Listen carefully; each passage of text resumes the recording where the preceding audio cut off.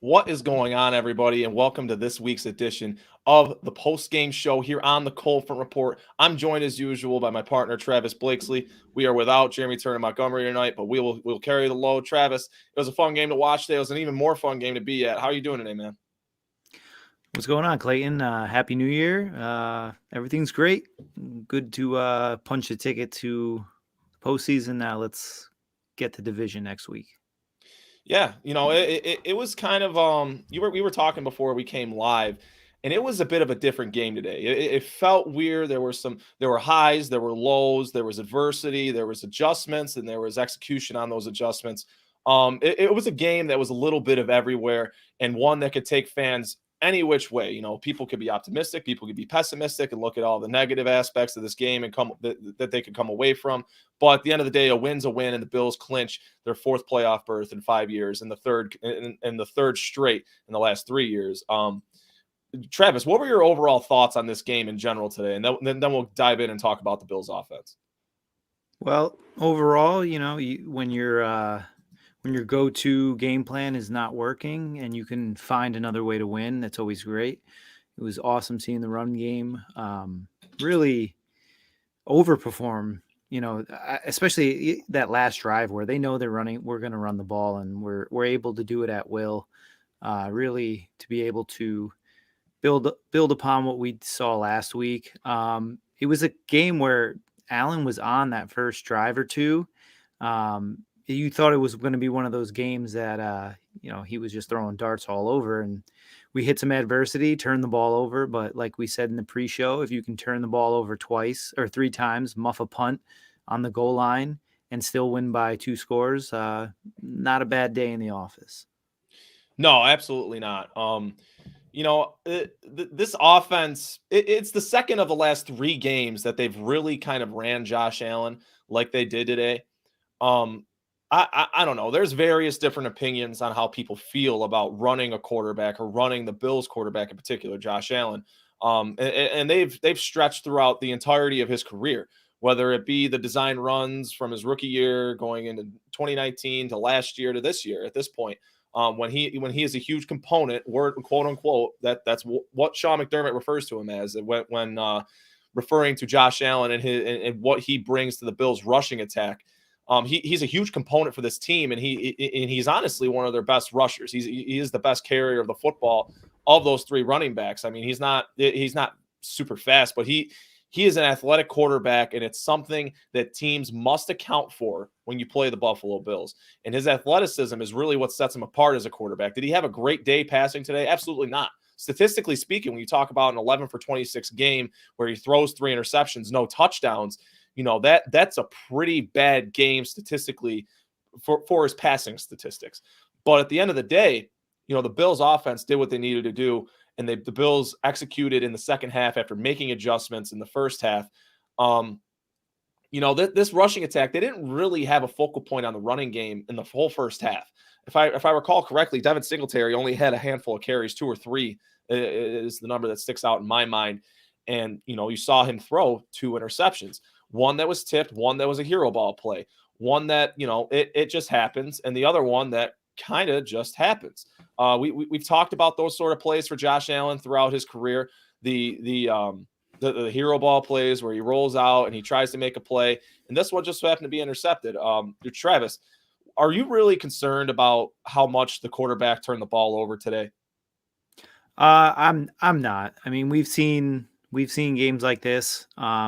Whether or not we're on the winning end or the losing end, that's usually a toss up. Josh Allen is the kind of guy who inevitably is going to extend plays, and more times than not, he makes plays. I mean, most of his highlight reel plays, he's stepping up in the pocket, he's moving around, he's booting to the right side. He's giving himself extra time to make plays, and the pendulum swing both ways. And every now and then you see a ball that might be intercepted and is dropped. You see an ill-advised throw and it goes through a guy's hand. Well, unfortunately today, we didn't get any of those bounces, and basically every mistake that Allen made or every time he put the ball in harm's way, it cost us. What I think was great was this was recognized and the direction of the play calling and the style of offense changed. They realized after 3 turnovers, I mean, if you have 3 turnovers and you're playing on borrowed time, and they knew that they had to protect the ball while continue to score. So it looked like their mindset kind of shifted in, as far as that's concerned. But no, overall, you live by the sword, you die by the sword. This is what Josh Allen does. I think he could have approached it a little differently. I think he could have took that the first one, it was 3rd and 10. He tried to make something happen, just throw it away like he has been most of the year, and take 3. I think he was getting a little greedy. I think they wanted to put 50 up on the board, and they could have easily done it. But like I said, the turnovers cost them, and it got to a point where they really needed to protect that small lead once they were able to score after halftime. And not to mention, I was really left very optimistic of how the Bills' rushing attack looked today, not including how Josh Allen ran the ball. Because we all know, as I said at the onset of the show, he can run the ball. He's a dynamic player with the football in his hands when he's a ball carrier. But how Devin Singletary looked today in particular, and how this offensive line looked blocking for Devin Singletary, and even Zach Moss at times in a limited capacity in comparison to Devin Singletary, they looked different today.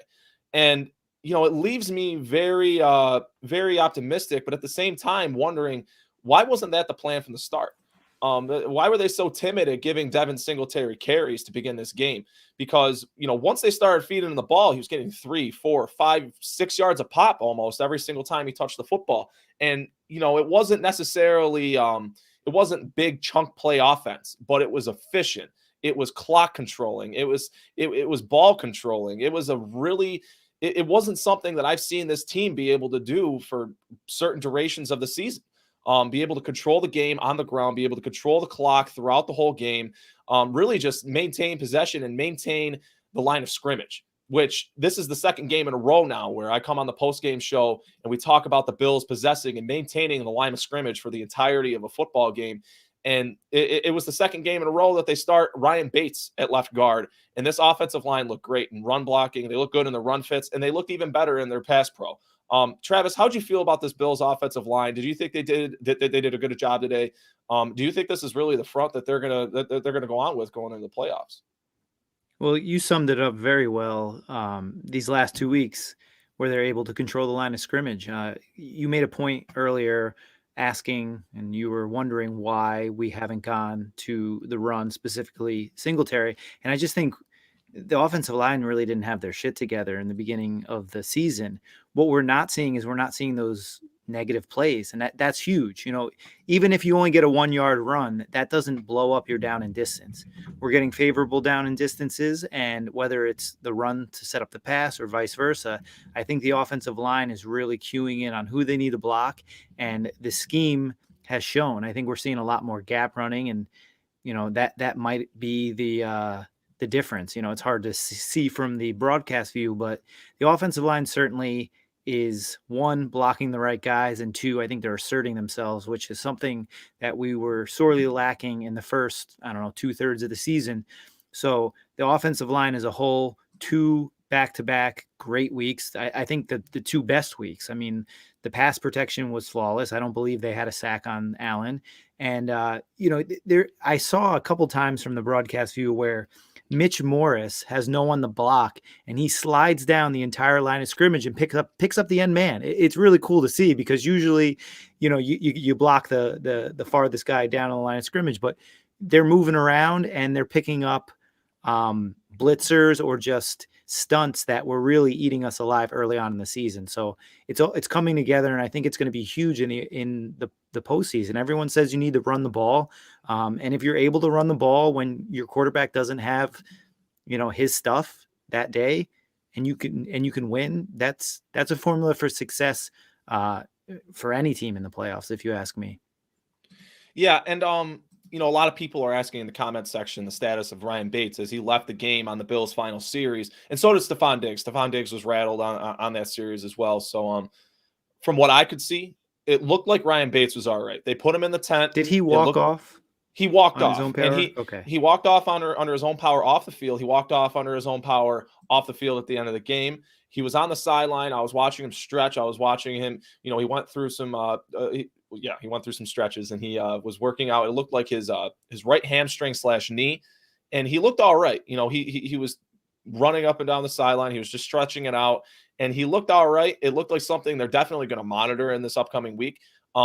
But I'm no doctor. I'm not going to sit here and say definitively whether or not Ryan Bates is going to be available next week, or whether they're going to kind of try and save him for the playoffs, because it's abundantly clear that this is their best five.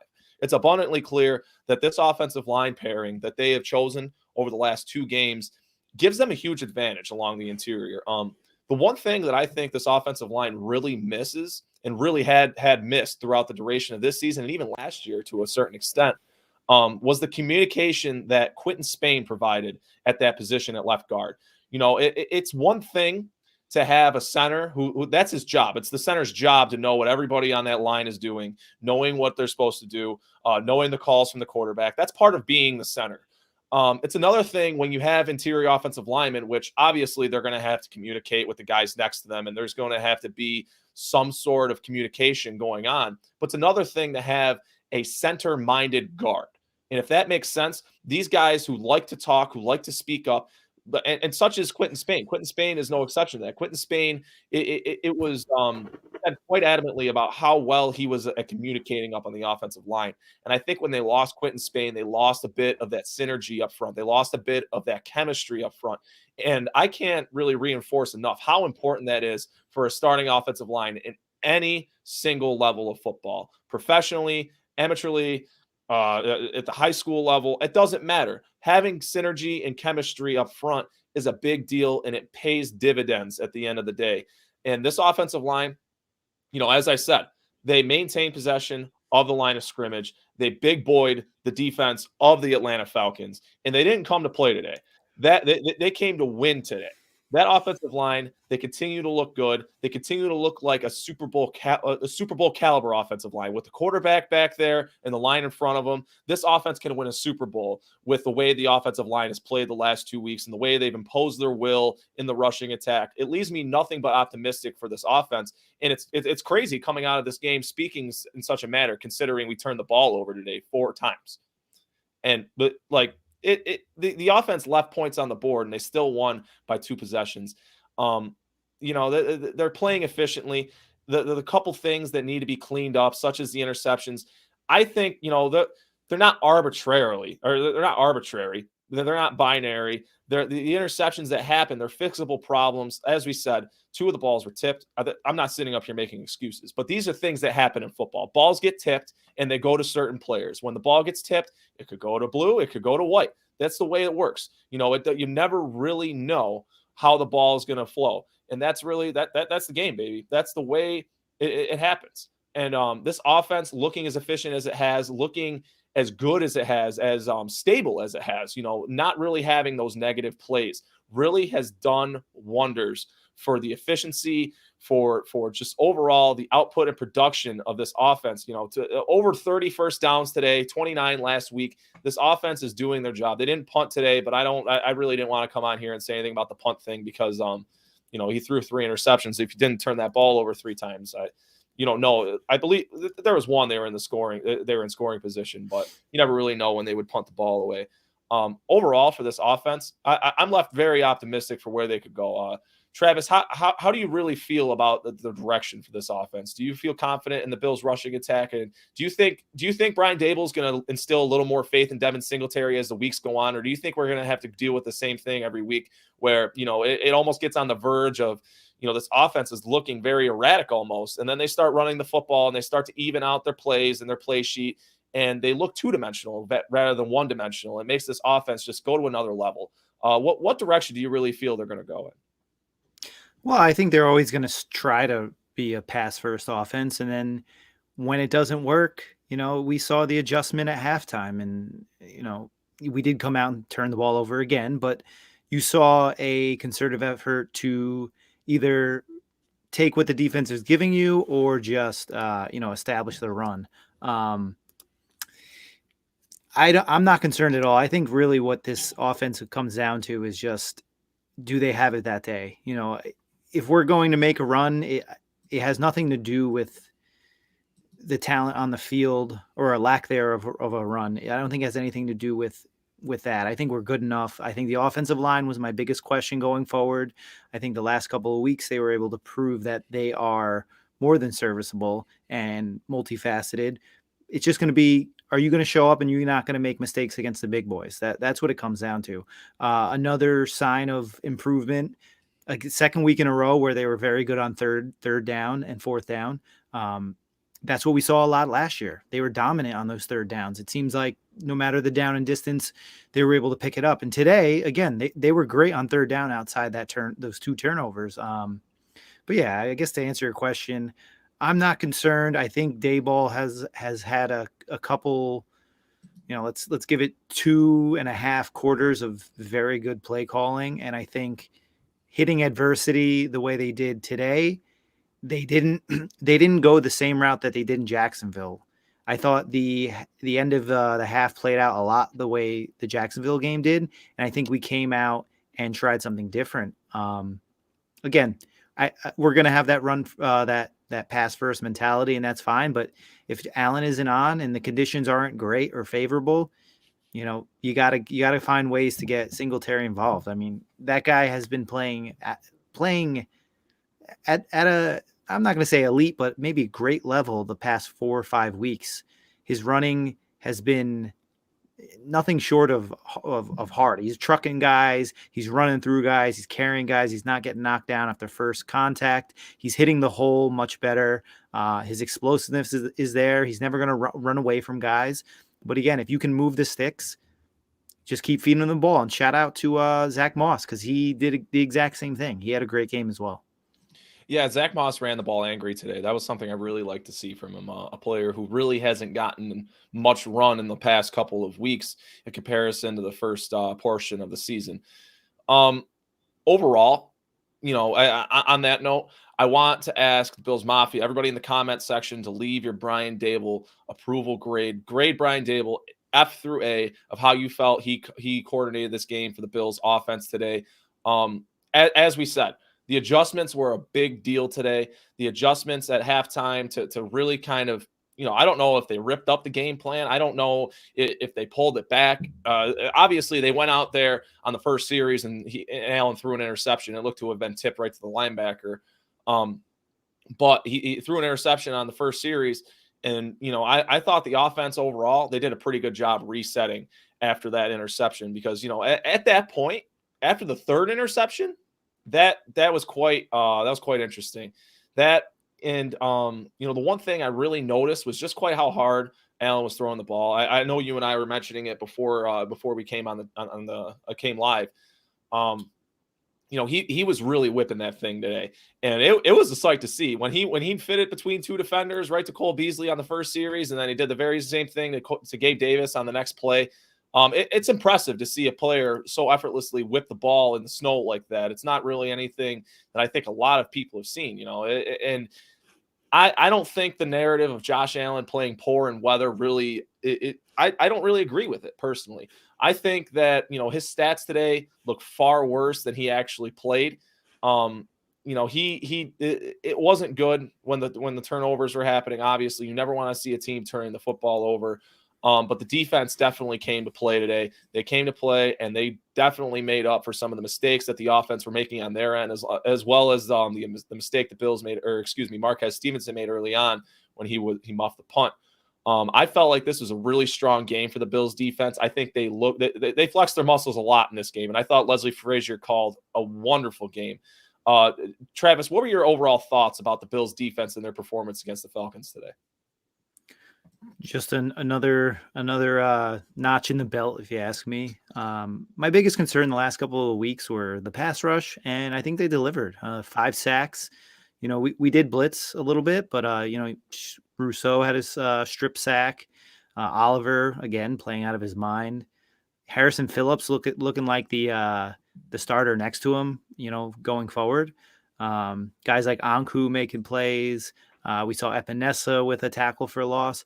I think the defensive line, although going against an inferior offensive line, I thought they pressured Matt Ryan a lot. if they didn't get to him, they were in his face, forcing him to get rid of the ball early.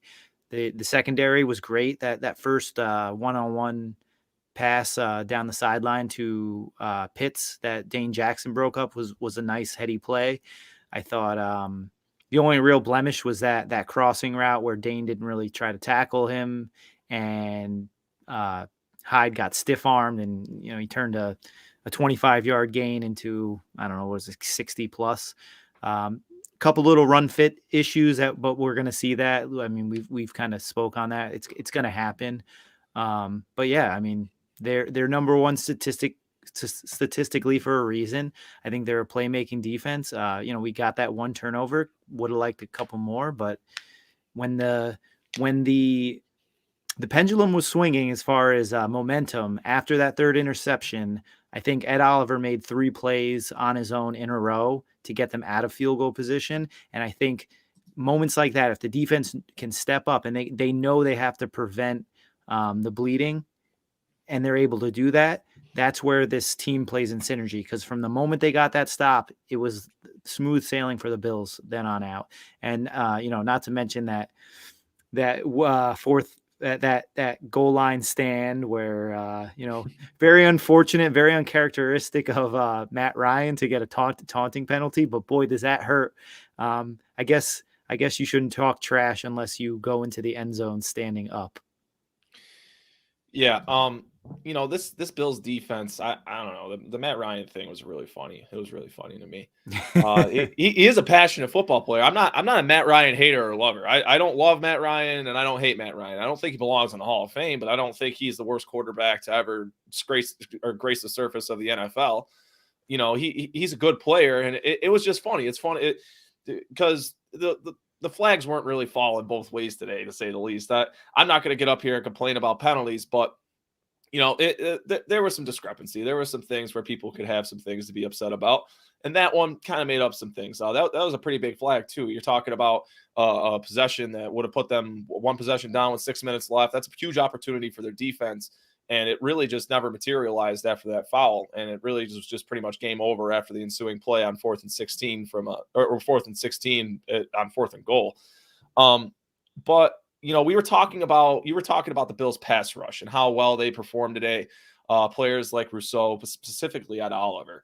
I want to talk about that defensive line. There's a couple things on my mind that going into this game and also coming out of it. I really like everything about the rotation and the players they had activated today. I really like the players that they had out there. And the only thing I didn't like about it is that Boogie Basham wasn't. I don't know. I really don't like the fact that you have 2 old pass rushers that, Mario Addison got an effort sack today. And that is what it is. An effort sack, a sack's a sack. But at the end of the day, I think you're losing some very valuable reps for a player that you invested a 2nd-round draft pick into to really kind of, that's really what you could say the Bills rebuilt this defensive line, or the defensive end room, if you will, over this offseason, the acquisition of both Gregory Rousseau and then the 2nd-round Boogie Basham. And you could throw F.A. Obata's name in there as well, but he's just I don't see him contributing enough. He's not getting a large enough percentage of the snaps. He wasn't the Bills' 2nd-round draft pick. That's not the point.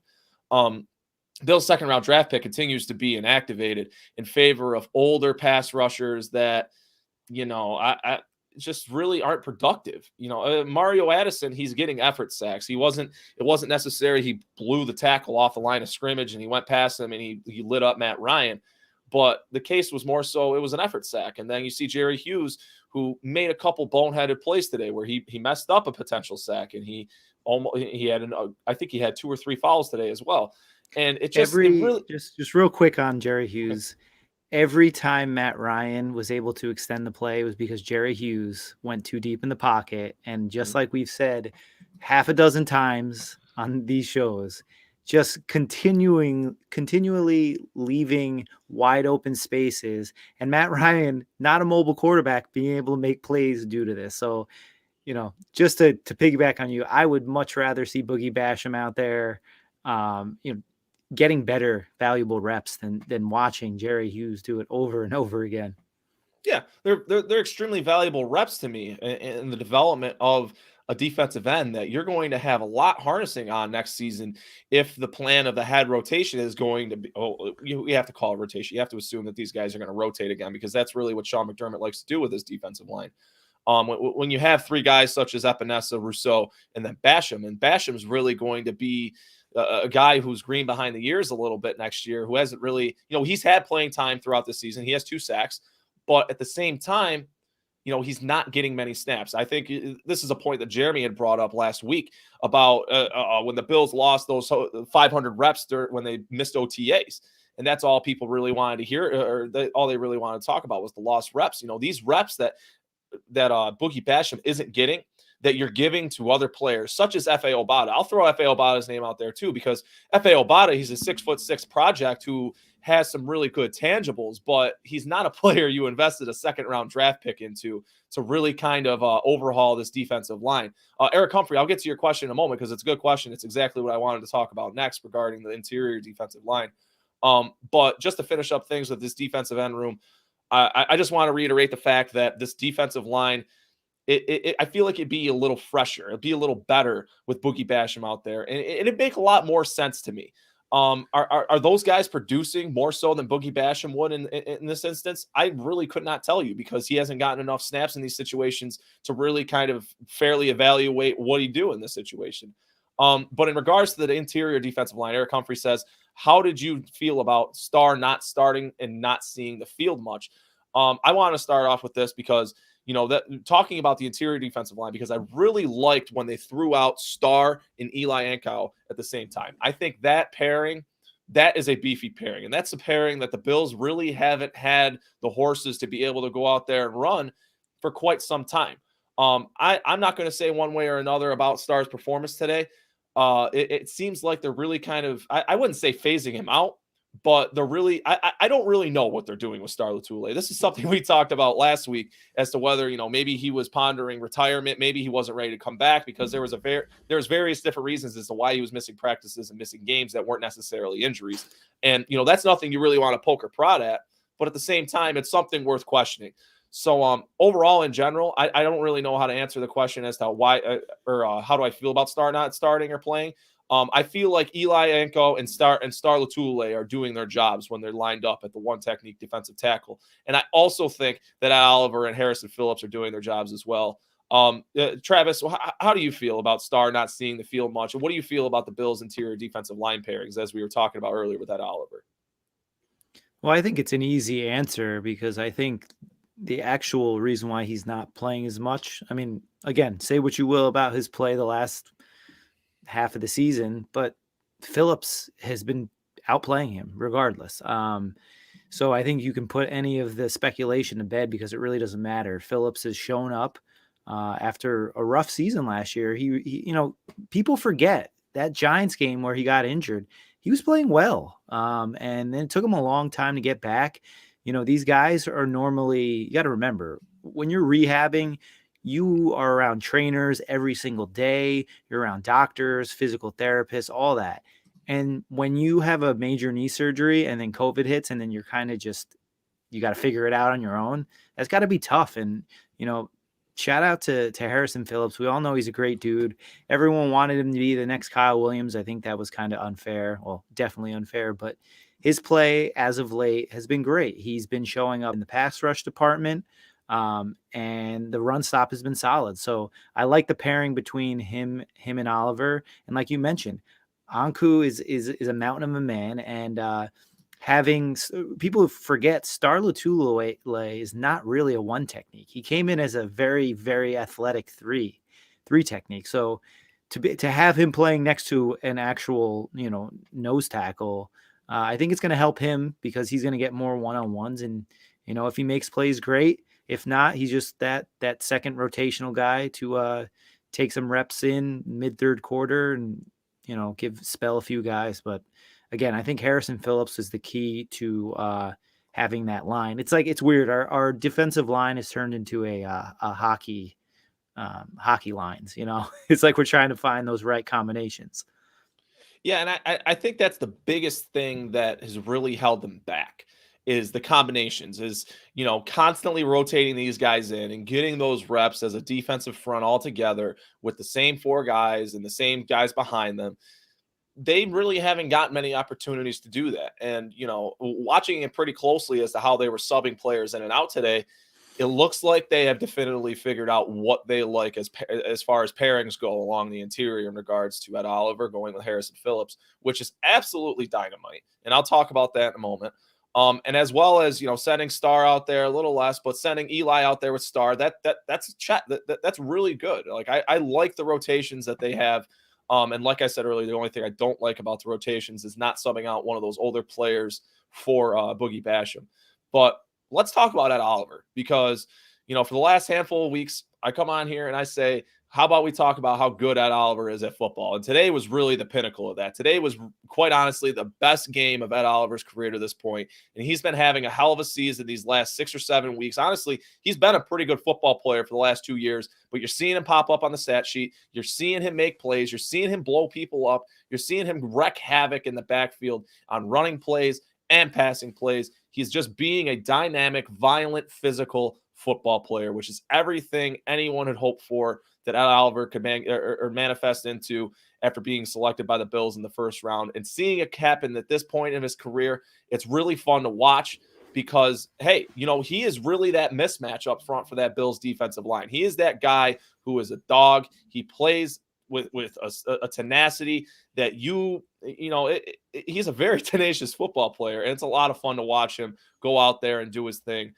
He's been playing really good ball, and having it culminate into the game that we saw today, it was a lot of fun to watch. Travis, what were your thoughts on the Bills on Ed Oliver today, and is honestly a really good game?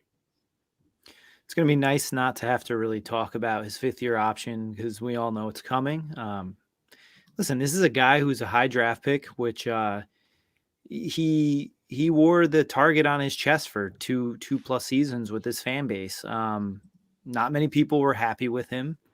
I understand the excuses people made. Oh, you're playing out of position. He really wasn't playing out of position. He just had no one next to him.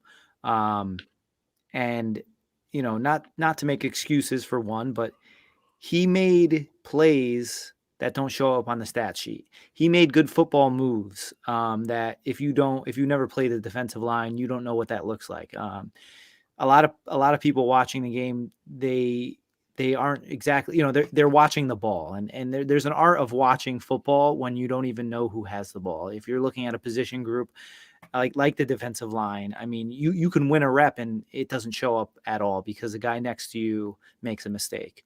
Now it's coming in spades. Ed Oliver is taking over drives single-handedly when he's in there. He really seems to have it all coming together because we knew physically he was there, a little undersized, but able to use his leverage in order to make plays. But now you could see he has it between the ears. If you listen to his post-game interview, he just basically said, we knew what they were running. If they were giving us this look, we knew this was coming, and I was just going out there and making plays. And as a fast physical guy like him, if he's able to do that and react, I mean, he is unquestionably the best player on this defensive line, hands down, and I don't even think it's close. Yeah, and to speak of another first round draft pick that looked pretty good today, Gregory Rousseau. Like I said earlier, Mario Addison, the same could be said of Gregory Rousseau in terms of an effort sack, but he made the most of it, forcing a fumble and creating a turnover today. Gregory Rousseau getting would it be his 3rd or 4th sack on the year? I don't know. It's somewhere around there. I know it's a little. I'm sure Leroy will say it in the chat, or He'll somebody will correct it. But getting another sack today, looking really good, attacking the football. That's the one thing that I really like to see from a guy who's a rookie, who he's 16 games into his season, and attacking the football, forcing it out. That was a huge moment in the game where it shifted a lot of momentum. Gregory Rousseau looked pretty good to me today. How do you feel about Gregory Rousseau and really just the outlook on his future going forward? Yeah, so you're right. It was his 4th sack. It's good. I mean, I think after his really ramp up to the season where he was able to go from this rotational guy who we all expected not to see start to pretty much dominate a lot of his reps in preseason to making his way on the starting roster week 1. That big play against Kansas City, getting that pick. It really tapered down a little bit, but there's so much more that goes into playing the defensive end position, especially that left side where you're going to be going, or the strong side, I should say, where you're taking on a lot of those lead blockers, the tight ends. There's a lot more that goes into it than just the sack. So I think overall he's ahead of schedule. I think he's a guy that I was worried about the experience aspect because, again, playing one full season at Miami, not really a defensive line player prior to that, opting out. He had all these things going against him. And I think when the dust settles, he's going to come out ahead of schedule than a lot of us expected. And something to add to that, to take from my last point, 3 seasons in, Ed Oliver looks like a different guy, at least to the eye test. You're going to see the same thing with Gregory Rousseau. The only thing is he has giant shoes. He has this body, he has this frame where he's going to be able to get bigger, stronger, and faster, and he's definitely going to get smarter at the position. So I think, when we have this conversation in 3 years' time, I think we're going to be very happy with the pick. And towards the end of your point there, you talked about Gregory Rousseau being a smart football player. And I think that is the biggest thing. We don't know Gregory Rousseau we don't know him as the guy. We don't know him as the person. We don't go in there and watch him get coached and watch him, learn. But we can see it on film. You can see him learn from his mistakes almost on a weekly basis. And that's kind of the unexpected aspect of what Gregory Rousseau is. I feel like he's a mental sponge. He is really smart. He's really good at executing whatever it is he's trying to fix or learn or train from. A good example of that, this season and just his rapid growth that was unexpected this year is a good example in itself. But today, I saw him talking with his defensive line coach about the technique that the offensive line was using when they were fanning out on him on certain. They'd have a crack from the tight end, and the offensive tackle would fan out and finish it. And I believe it'd be on stretch plays or toss plays. They'd leave some lanes open for Patterson to get through. Also Davis as well. I watched him talking it over with his defensive line coach, and they went over a certain technique for him to get past the offensive lineman and do what to combat what he was trying to do.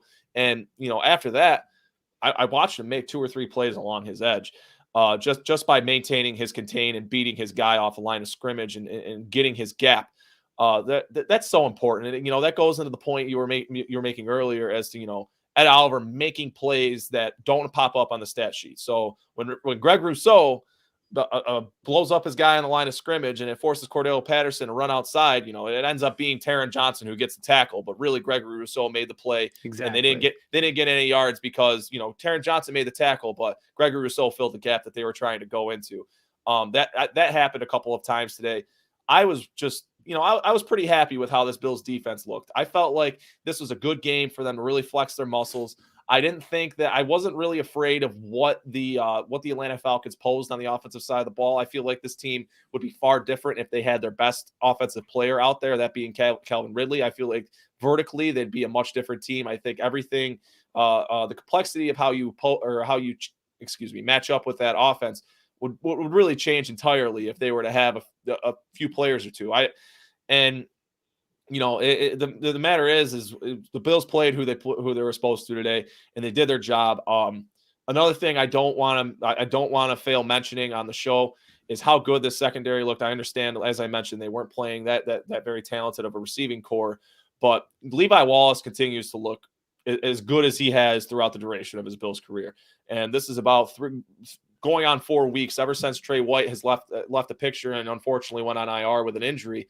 That Levi Wallace has continued to look good. He continues to look stout. He doesn't really give much up. There was one play on the sideline that he gave up on 3rd down for, I believe, a 6-yard gain.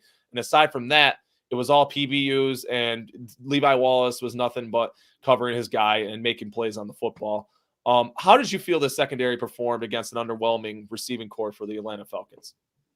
As you mentioned, I mean, they play the guys in front of them. If people want to make that excuse, well, they played pretty damn good against Tampa Bay when they had a full a full deck of offensive weapons. So, to bring your point to Levi Wallace, the only bad thing about this is the classic number 2 guy who fills in for the number 1 shutdown corner on his last year of his contract and gets a huge extension somewhere else to be the number 1 guy and then kind of disappears. The Ronald Darby type player is just somebody that come to mind, but he's really putting it all together. It's great to see a 5th-year veteran still get better. One thing that I've always been a Levi Wallace fan. I mean, for a while I thought we could do better, but now I truly don't. I mean, I don't think that, obviously, if we draft a first-round corner who has better, ball skills or physically more gifted, yeah, he can be better, but I think that can be better utilized in other ways. So I think the cornerback 2 crowd is going to have to wait again as long as we re-sign him.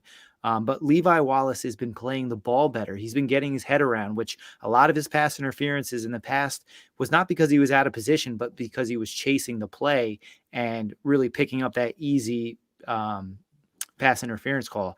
He made a great play on the ball today where he was, it was a little physical, and the flag stayed in the ref's pocket because he got his head around and he was able to play the ball.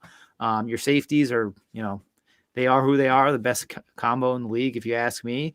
Dane Jackson continues to really hold his own. From time to time, is he going to get beat? Yes, but he's out there contesting passes, making plays on the ball, and he's never been shy from tackling. So the secondary is what it has always been, and it's just really good to see when you lose, a top end talent such as Trey White, and you don't miss a beat.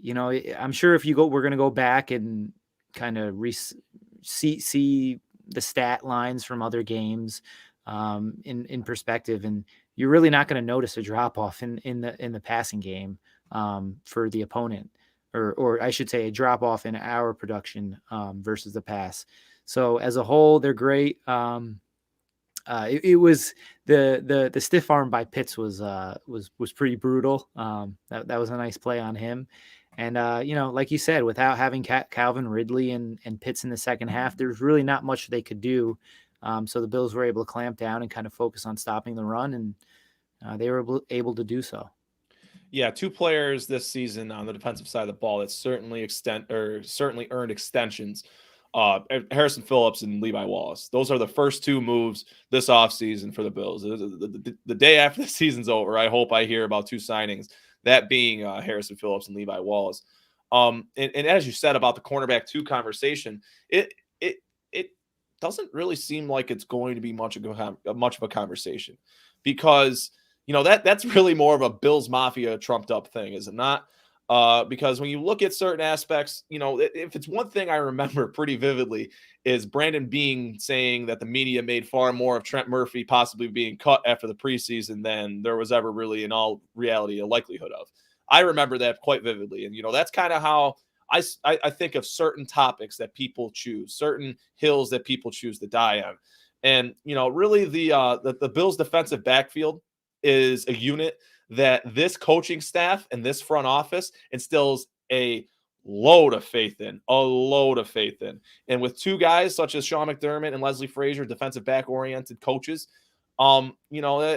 those are guys that I would trust. I would certainly trust Leslie Frazier and Sean McDermott's opinion of their defensive backfield far more than anybody on Bill's Twitter, and that's myself included. And that's Travis included, too. No disrespect intended.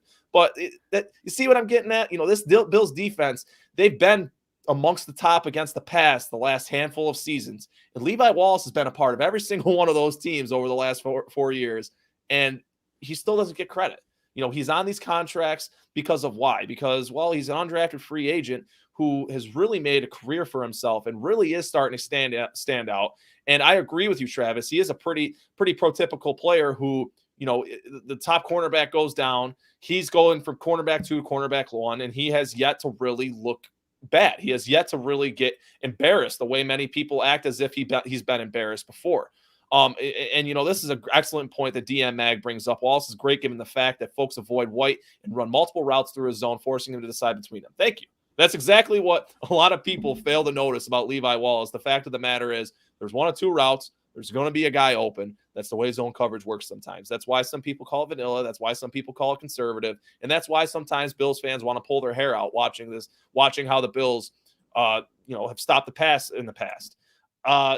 Levi Wallace, the cornerback 2 conversation is dead. I think you would find far more first round drafted cornerbacks not in the top 10, obviously. I'm not talking about guys like Pat Surtain or players along those lines. I'm talking about guys who get drafted beyond 15. So the second half of the draft, there's probably guys who play far worse than Levi Wallace that teams invested a high round pick in. That's a big deal to a team. That's a Gregory Rousseau. That's an Ed Oliver. That's a Tremaine. Well, that was the whole discison. Everyone that is thought, the whole, and the Antoine Winfield Jr., Gregory Rousseau pick. Yeah, Winfield's a great player. But Asante Samuel Jr. Yeah. Great player. But like you just said, this team knows what they want at cornerback, and they, in their minds, they say, why give up an asset when we already have it on our roster? If you can lock them up for a very low salary, which I think it's going to go up next year and well deserve it. I mean, The evolution of Levi Wallace he's earned his paycheck. Absolutely. Before we get out of here, I want to talk about the Bills special teams, and I want to talk about the kick that Marquez Stevenson fumbled today. I was watching him warm up. I was watching him field kicks, and I was a little upset at the timidness that he would approach some of these warm up punts.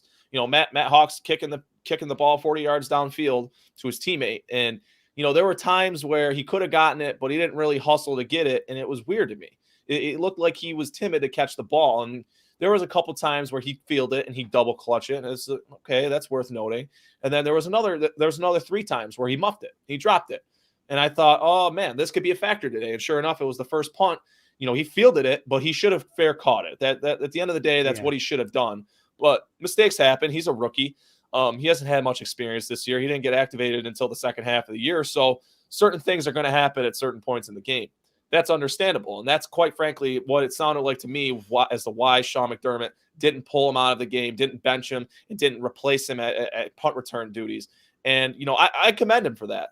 That's something, I don't feel like Marquez Stevenson is a natural returner. And this is something that James Mallory and Jeremy both talked about in the CFR chat during the game, is that he just doesn't look like a natural returner. And I have to agree with that point because, watching him warm up and, it is snowy, the ball's slippery, but if there's elements, you have to play through them. It's going to rain, it's going to snow, it's going to be sunny, it's going to happen. So you need to learn how to play through them. And if you can't field it in the rain or snow, or you can't really have good ball control, that's not really something I'm interested in. And I can't sit here and say that, Marquez Stevenson isn't guilty of the same things I have slandered Isaiah McKenzie for, because clearly he is, because he dropped the football today and it cost the Bills 2 points. But I'm happy they're giving him an opportunity to redeem himself. After that, though, after the punt return drop, he on these kick returns, man, he looks confused. He looks like a 10-year-old in Madden just sprinting 2 yards out of the end zone and right into the back of his personal protector. That's what what are you doing, man? Like that is what that frustrated me. The fact that he did that 3 or 4 times, that frustrated me far more than the muffed kick, because muffed kicks happen. Dropping punts and fumbling the ball in the snow happens. But running into your blockers, that's just poor instincts on a football player. Travis, what do you think of the Bills' return unit and what it really could look like in the future?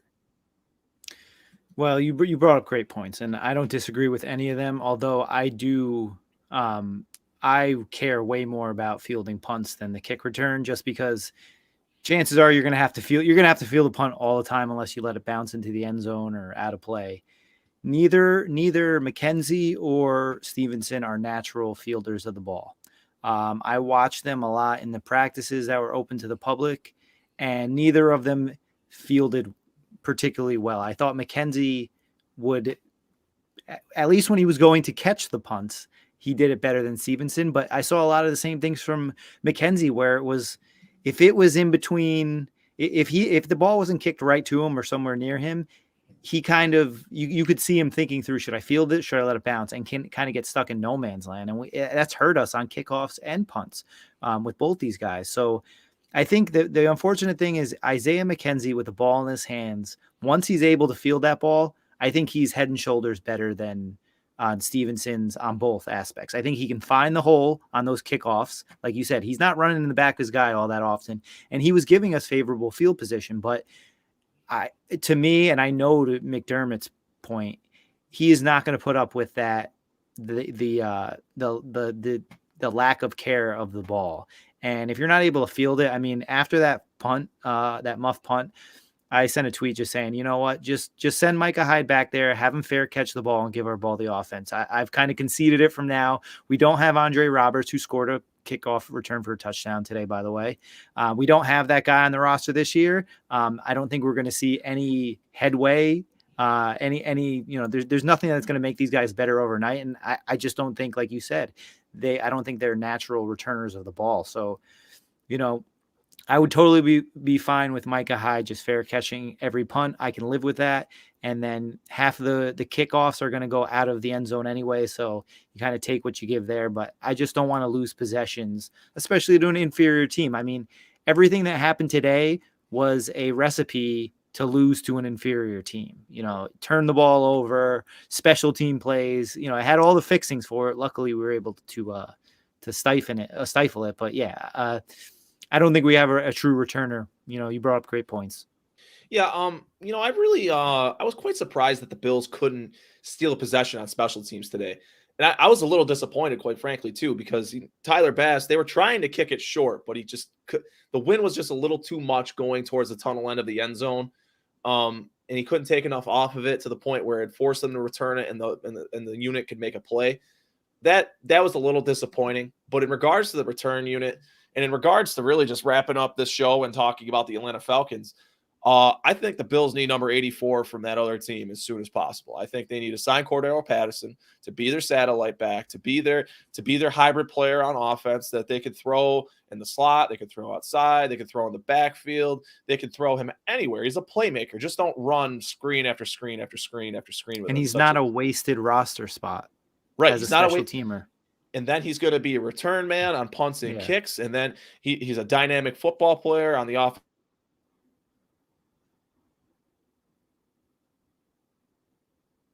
Oh, did we lose you? All right. Did we lose you? Clayton. All right. I guess we lost Clayton. I guess that'll wrap up the show. You guys can drop down into the comment or the description below. Follow Clayton on all the social media platforms. And we'll always be here. Yeah, he took a nap. We'll always be here pre-game and post-game. But yeah, we were about to wrap the show up anyway. So yeah, on that note, go Bills. Have a good one, everybody.